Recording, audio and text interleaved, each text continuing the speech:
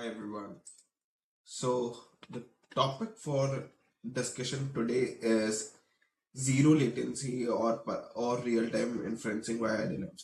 So let's understand what is zero latency and how to ship that product, how to ship that into production. Here in this particular series, I'm gonna specifically talk about one particular example that we worked for a call center where we would have to, when the call centers executives who were picking up the calls and perhaps were there in uh, different location, like they are English speaking nations, and the customers were in French nations, German nations, European countries, basically.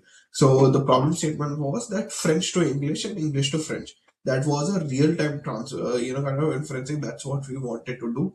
And this is there in production today. It's being utilized by 20,000 exhibitors. And how we did that, this is what I'm going to step by step break down how we did that. So first of all, when we say zero latency and real time, we need to understand what does mathematically or technically it means. So zero latency or real time mathematically or technically means anything which is less than your 150 millisecond to 250 millisecond range is called real time.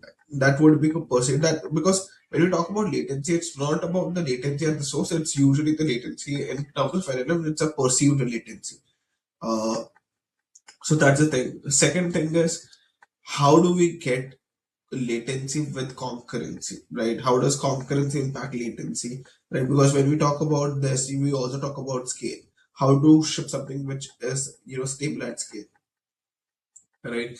And still follows your because everything that is coming out of LLM needs to go through your guardrail setup. Still needs to follow all the guardrail setup. So let's get to the problem statement. Zero latency must be engineered.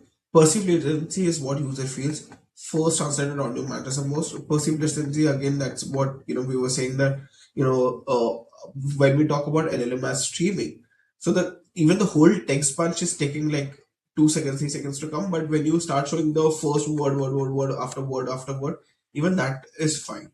Even that is something that is acceptable. That is considered as a zero latency. Still, streaming STD revisions cause transition flicker and instability. TDS adds a hidden latency tax. Interruptions barge in overlapping speech break naive pipelines. That's true. That's one of the biggest problem, and we'll discuss about that. How does interruptions, how does unwanted silences, unwanted noises affect your overall pipeline? How to overcome that as well. So production definition, set budgets, enforcement, time and tool budgets. So that's pretty much right. Kind of technically to achieve this or perhaps to achieve anything, we need to enforce certain success criteria in terms of absolute number, that this is what you mean, that you mean 150 seconds to 150 milliseconds to 50 milliseconds. We need to specify that. So this is a reference architecture I want to go for. This is exactly what we did for that one call center customer, where there was a German speaker, there was an English speaker, there's an audio streaming pipeline, and this audio streaming pipeline is usually via WebSockets. That whenever the caller is there on the screen, their WebSockets in real time through streaming APIs or through WebSocket connections. There is a consumer, there's a producer and consumer. The producer sockets gets that and can also be Kafka. It can be anything. Here for this example, we used a WebSocket streaming pipeline. So user is kind of producing that audio, saying that at the same time it is getting rendered by LLMs, and this is a live conversation feed that's happening. There's a streaming STT transcription. There's a real-time translation. So this is basically the complete kind of processing that's happening at the back end. We have used here Whisper APIs, and we also use smaller models tend to perform really fast on that. So we have used our own fine-tuned smaller models also. So this architecture has been tested with multiple different models. Let's talk a little bit more about how does the real-time transporting WebSocket streaming APIs and backpressure looks like. So today off the shelf, like the problem statement is not only getting real time, the problem statement is also getting real time low latency with a high quality. The But obviously, right, with all of these thinking and reasoning models, the amount of time that's been spent, we don't have that luxury. So what we usually do here, destination is what is usually preferred. That you take that learnings and you create your own data, and from that own data you create a fine-tuned smaller language model that is probably giving you a really good low latency. For example, let's assume I want to go for Llama 3, Llama 2. What I can do is I want the learning of Claude 4.6. I can get the learnings of Claude 4.6 and distill that into Llama 2, Llama 3 perhaps, and use that Llama 3 for my inferencing 7B, which is a really low latency model. I can use that. What does the real-time transport WebSockets and streaming APIs backpressure looks like? So transport patterns, WebSocket for bidirectional low latency streams. This is what we have done usually, and this is what we see works really well. Server-sent events, SSEs for unidirectional token streaming, simple plus scalable. Uh, gRPC streaming for internal servers, time contact plus flow control, cancel, interrupt via session plus sequence IDs. So basically, what the way there are a couple of ways one can proceed when it comes to streaming, right? Either you do it like a whole sentence to sentence, you let the user complete the whole sentence and then you start processing it. Uh, kind of, or you let it be a streaming pipeline. So whenever user takes a pause, the bot responds. The way it happens in today, whether if you take your example as Siri, if you take your example as ChatGPT real time, all of these works on a very similar fashion. That the processing is happening or the rendering is happening real time. The moment user takes a pause, it starts responding back to the user. So all of these things are happening real time. So when we talk about production here, right, it is important to always plan out our fallbacks. What are our,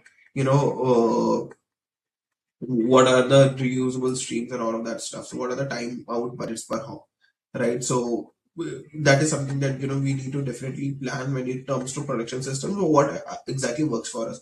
So each audio stream needs to have a sequence ID, and everything needs to fall back to that particular sequence IDs. Chunk on meaning pauses, punctuations, word word, not fixed size. So this is the auto chumping plus streaming infrastructure best practices, where when we talk about this, you also need to keep a kind of TTS, STTT logs, right? To keep all of these, audio translation is fine, or voice to voice is fine, right? It can happen via real time streaming, but then you also need to keep some sort of processing. Let's assume I need to call certain APIs in real time. When the user is speaking, I just don't need to directly respond to the user. I need to call the APIs and then respond to the user also. For doing that, you would definitely need to do, and which is usually the case when do a phone call. You can't do direct web sockets or real time. You definitely need to proceed only via STTD and TTS. To do this on a phone call scenario or any kind of scenario, you need to go for a some sort of auto chunking technique. You can't process and wait for the user to complete and then spend 2 seconds, 3 seconds in processing the test. It needs to happen while the user is speaking. So basically, there needs to be an auto, whenever user takes a pause or whenever there's a punctuation that's being detected, it needs to go for processing, right? That is what the chunking technique needs to be used, and based on that, it should call the APIs. Allow edits to last and tokens, real-time patterns. Undefined latency expectations problems. That's what we face. Streaming ACT drift, unstable translation, mid sentence, context switching across language roles. Context switching is again a very major problem. So throttling, burst concurrency, cascading latency, speed optimization. How we overcome this? These are the list of all the challenges that we face. What is the TTS latency, dominance, perceived delay, margin overlapping speed, throttling, burst concurrency, cascading latency, how we overcome all of that.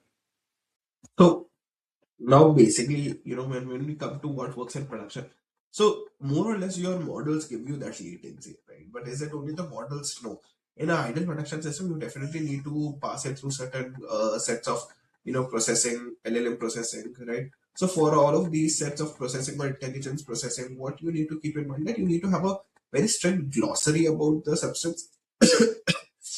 uh, you know the least time that you take LLMs to process, that's a really helpful, that everything has a very fixed glossary of the substance. And then when you do auto checking, right, usually auto checking is the way that instead of passing the whole text, you pass it as a smaller chunks, and that chunks get processed, and each chunk is mapped with the sequence ID. So imagine a scenario where there's a corpus of text, the user is speaking, it goes in auto chunking format, and there's a queue mechanism, or perhaps all of these chunks can also go parallelly. That depends on your architecture practice, how and each chunk is mapped to a sequence ID. And whenever two sequence IDs can go together, so you don't break in the context, right? Sequence 1 plus sequence 2, sequence 2 plus sequence 3, all of these things can go in together, and then it can also start responding the chunk and give it back to the user. This kind of architecture is what also works really well in the production. So guardrails, throttling, and all this needs some sort of limit. So a good area to ship to all of these things is to test it against your concurrency, against your throttling, and keeping a hard cut limit on that. Right after that, that you can't do, kind of the let's say the real time transcript cannot happen or the translation cannot happen. You keep a very hard limits on all the substance.